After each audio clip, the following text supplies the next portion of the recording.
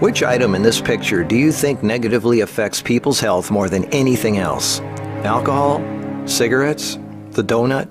Hamburger? Sure, they're all pretty bad for you, but most people know that and at least try to limit their intake somewhat to these items, even a little bit. But it's the things we don't think about that can really cause damage. Things we use every day so regularly we don't even think about how its constant use could actually be killing us.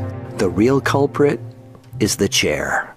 We were given legs for a reason. Most third world cultures don't even have chairs, and they walk an average of 10 miles a day. We in the modern world, on the other hand, spend most of our entire waking days sitting down. People go right from bed to sitting on the toilet, after which they sit at the breakfast table, then they sit in the car as they drive to work and spend the entire day sitting at a desk, only getting up to sit in the toilet and in the cafeteria. Then they sit in the car to drive and sit at the local bar for happy hour. Then when they've had enough of that, they go drive home and spend the rest of the day sitting in a comfortable chair watching TV before they crawl to bed to recover from all the physical exertion that day. And when people go out, they sit at a restaurant or a movie theater. Sitting all day is far worse for you than you might think. A 2010 American Cancer Society study following over 123,000 people from 1993 to 2016 found these alarming results. People who were inactive and sat for over 6 hours a day were 94% more likely to die during the time period studied than those who were physically active and sat less than 3 hours a day.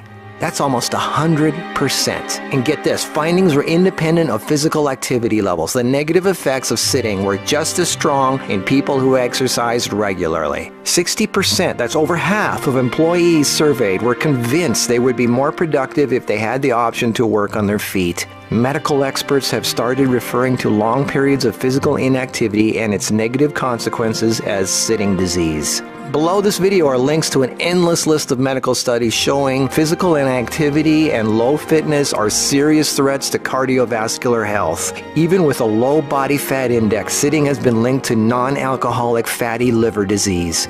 Studies showing differences in brachial and femoral artery responses to prolonged sitting. Studies showing reducing sedentary time may protect DNA. Sedentary lifestyle has been linked to depression. How sitting less increases muscle mass. Multiple studies linking diabetes to inactivity and sitting. Cells in idle muscles don't respond well to insulin, so the pancreas produces more and more, leading to diabetes. And how 5 minutes of standing every half hour can improve glucose metabolism and really help postmenopausal women who are pre-diabetic. Blood pressure drops when standing compared to sitting. A Cornell University study found that sitting more than 1 hour induces biochemical changes in lipoprotein lipase activity, that's an enzyme involved in fat metabolism, and glucose metabolism, leading to deposits of fats in adipose tissue rather than being metabolized by muscle, and increases heart attack risk, coronary heart disease, and kidney disease. This happens in both fit people who do regular aerobic activity and also unfit overweight people. This means regular exercise does not cancel out these effects of sitting the rest of the day.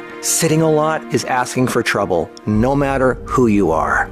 Another study at the University of South Carolina found that men who reported more than 23 hours a week of sedentary activity had a 64% greater risk of dying from heart disease than those who reported less than 11 hours a week. And many of these men routinely exercised. Cholesterol, blood sugar, triglycerides, diabetes, heart disease, and a number of health problems all became apparent. Studies have linked sitting to a greater risk for colon, breast, and endometrial cancers. Sitting for long periods of time can cause blood clots to form, which can travel to the brain, causing a stroke. Speaking of blood clots, lungs are twice as likely to develop pulmonary embolisms. Lack of physical activity leads to hypertension, high blood pressure, sleep apnea, snoring, compression of spinal discs, herniated lumbar discs. The Washington Post reported sitting a lot also causes leg disorders, varicose veins, swollen ankles, deep vein thrombosis, muscle degeneration, hip pain, and worst of all, a limp, sagging rear end because the glute muscles not only don't get used, circulation is cut off from the weight of the whole body pushing down on it. Medical News Today announced that our chairs are slowly but surely killing us.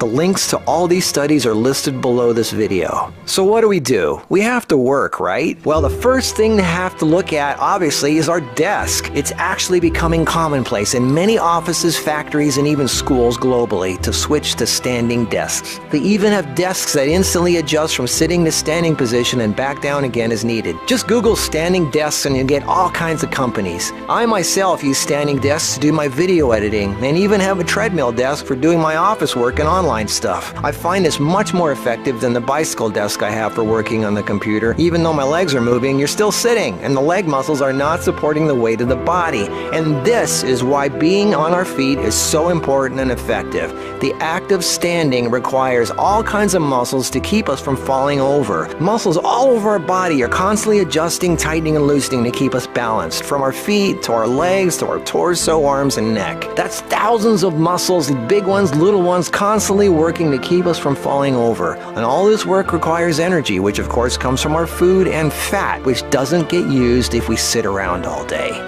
So do as much as what you normally do standing up if you can. And if you can't, stand up every half hour for 5 minutes. Even if you don't do much, just stand up. And if you really want to get things moving, do some squats. And I don't mean 3 or 5, I mean 20 or 30. Take the stairs instead of the elevator. Throw out the TV and do more yard work. Clean up the house more. Do more repairs. Go to the park. Walk down the street or just stand around. Anything. You are not designed to sit. You are designed to be upright. Half your body is legs. They are there for a reason.